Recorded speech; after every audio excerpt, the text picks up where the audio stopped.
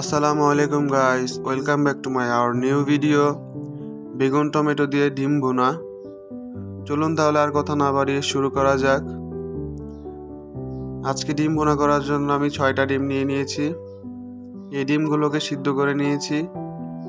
এখন এই সিদ্ধ করা ডিমের সাথে দিয়ে দিচ্ছি 1 চা চামচ পরিমাণ লবণ, 1 চা চামচ পরিমাণ হলুদ ফাঁকি।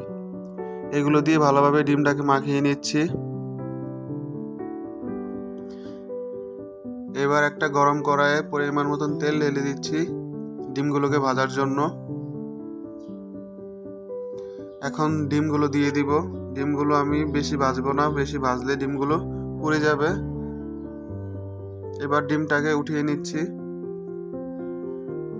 এবার ডিম ভুনা করার জন্য দিয়ে দিচ্ছি 1 কাপ পরিমাণ পেঁয়াজ কুচি,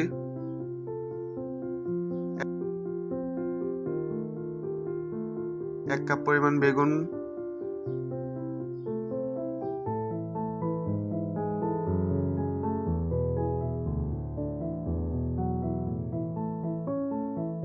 1 কাপ পরিমাণ টমেটো কুচি, আধা কাপ পরিমাণ কাঁচামরিচ কুচি,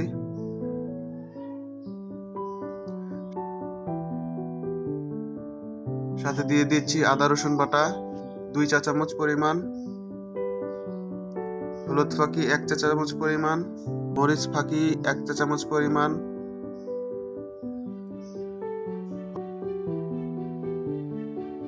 এবার এগুলোকে ভালোভাবে কষিয়ে দিয়ে দিচ্ছি 1 চা চামচ পরিমাণ লবণ। লবণটা আপনারা আপনাদের স্বাদ মতন দিয়ে দিতে পারেন। এবার দিয়ে দিচ্ছি পরিমাণ মতো পানি।